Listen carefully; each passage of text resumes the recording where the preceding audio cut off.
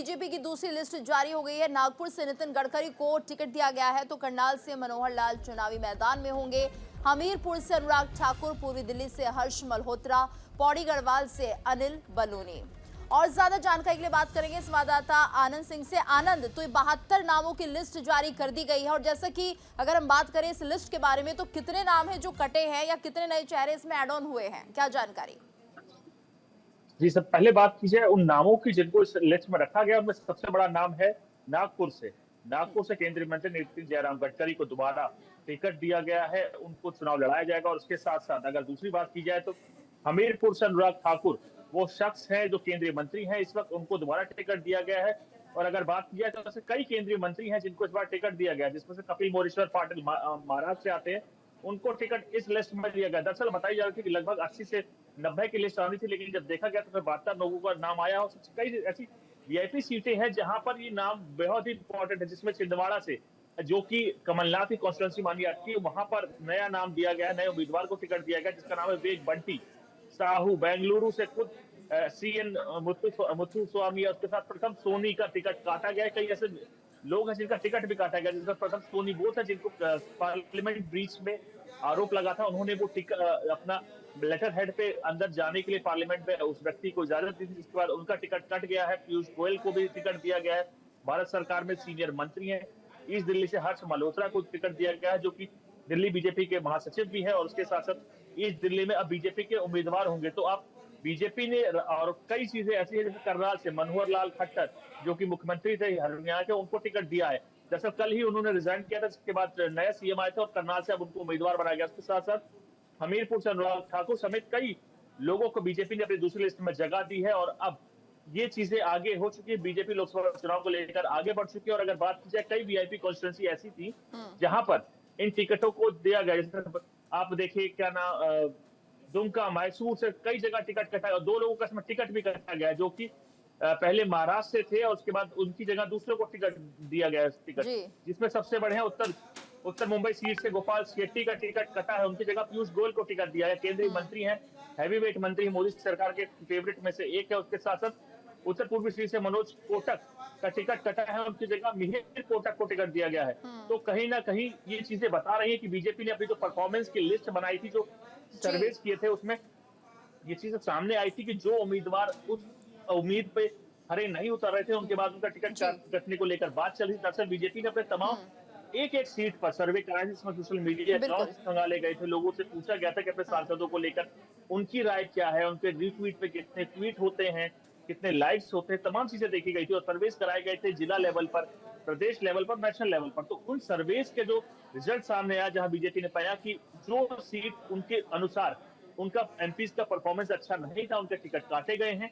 और जहां लगा बीजेपी को कि एमपी ने काम किया है और जीताऊ है, उस सीट पर उनको बिल्कुल टिकट आनंद। दिया गया। और ये पहले कहा जा रहा था कि इस बार जो 195 वाली पहली लिस्ट आई थी उसमें ये ध्यान रखा गया था कि कैंडिडेट सिर्फ जिताऊ होना चाहिए, यानी फोकस इस बात पर था। क्योंकि पहले भी हम चर्चा कर रहे थे क्राइटेरिया को लेकर, तो सिर्फ यही देखा गया है, ना उम्र का फैक्टर काम किया, ना युवा नेताओं वाला फैक्टर काम किया, बस जिताऊ कैंडिडेट होना चाहिए। अगर हम दूसरी लिस्ट की बात करते हैं तो क्या इस बार भी वही फैक्टर्स रहे थे जिनको ध्यान में रखा गया?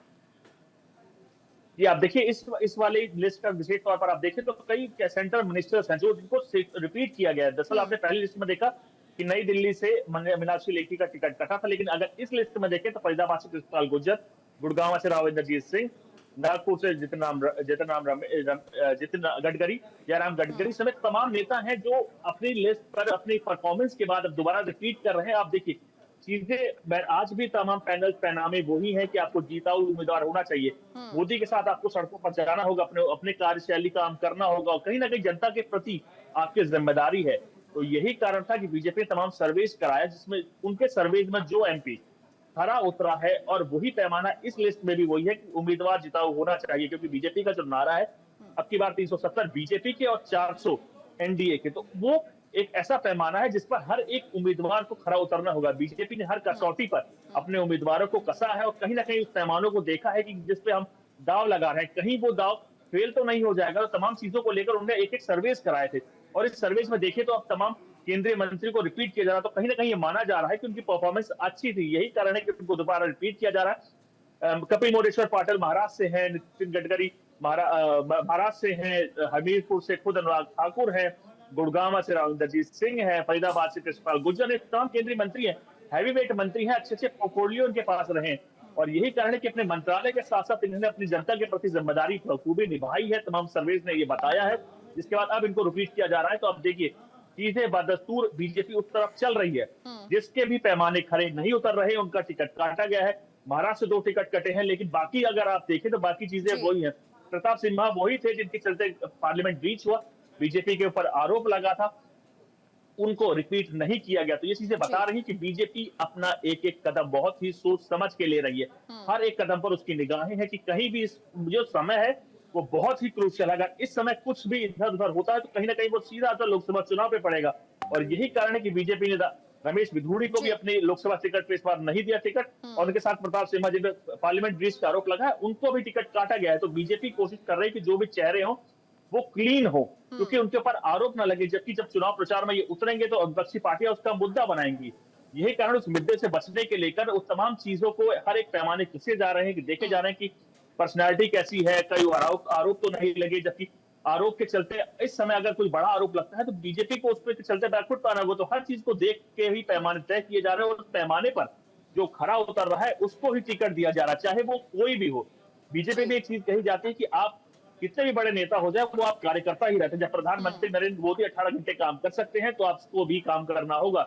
यही पैमाने तमाम लोगों को चुनने के दौरान भी रखा गया है कि आपको अपनी जनता के प्रति जिम्मेदारी है, आपकी पार्टी के प्रति जिम्मेदारी है, आपको अपनी दोनों जिम्मेदारियां बखूबी निभानी पड़ेगी। क्योंकि बीजेपी का टिकट इस वक्त ये माना जाता है कि जीत का कंफर्मेशन होता है। हर्ष मल्होत्रा समेत तमाम वो नेता है जो कार्यकर्ता हैं, आपने इनको कभी पहले इतने बड़े चुनाव उतरते हुए नहीं देखा। यही कारण है कि इनको दोबारा बीजेपी कहीं ना कहीं अपने उस कैडर को मजबूत करना चाह रही है। दिल्ली के अगर आप विशेष तौर पर आप देखें तो दिल्ली में कई सांसदों के टिकट कट, हंसराज हंस का टिकट कट गया। इसके साथ साथ गौतम गंभीर ने खुद संन्यास ले लिया।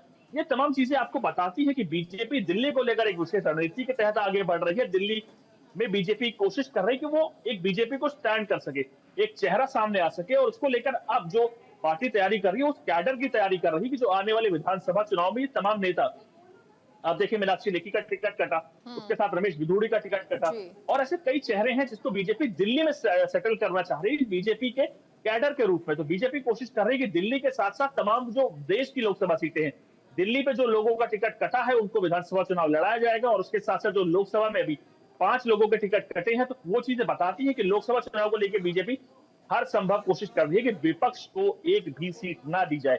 दिल्ली देश की राजधानी के साथ साथ वो पावर सेंटर है जहां विपक्ष लगातार आप देखिए हमला करता रहता है। और इस बार की अगर चुनाव की बात की जाए तो चुनाव बेहद इंपॉर्टेंट है। यही कारण है कि दिल्ली से लेकर बीजेपी ने हर उस सीट को, यानी तमाम लोकसभा सीट को एक एक नजर से देखा है, उसकी उम्मीदवारों को परखा है, उसकी जीत की पॉसिबिलिटी को निहारा है, और हर अपने पैमाने पर जब उसने अपनी तमाम चीजें देखी है कि ये जीता उम्मीदवार है, उसकी कसौटी पे उसे कसा है, उसके बाद ही टिकट दिया गया है। आप तमाम मंत्री को देखिए, उनकी सीटें भी होल्ड की गई थी। मीडिया प्रभारी अनिल बलूनी को गढ़वाल से टिकट दिया गया है। तो एक एक सीट को देखा गया है। हरिद्वार से खुद निशंक का टिकट कटा है। तो ये चीजें आपको बता रही है कि आप बीजेपी में इतने हाई प्रोफाइल नहीं है, आप एक कार्यकर्ता है, आपकी जनता के प्रति जिम्मेदारी है, पार्टी के प्रति जिम्मेदारी है। जिस दिन आपको लगेगा कि आप पार्टी से बड़े हो गए हैं या अपनी जनता से दूर हो चुके हैं, तो आपका टिकट कटना तय है। निशंक पूर्व सीएम है उत्तराखंड के, अगर उनका टिकट कटना जायज है तो आप समझिए किसी का भी टिकट कट सकता है। और यही कारण है कि उसको लेकर जब तक दूसरी लिस्ट नहीं आ गई थी तब तक तमाम लोगों को दिलों में धक थी, और उनके नामों को लेकर, नाम कितने भी बड़े आप रख सोचिए, अगर वो अपनी जनता से बेरुखी रखते हैं, अपने क्षेत्र में विकास कार्य नहीं करे, बीजेपी के पैमाने पर खड़े नहीं उतरे, तो आपका टिकट कटना तय है।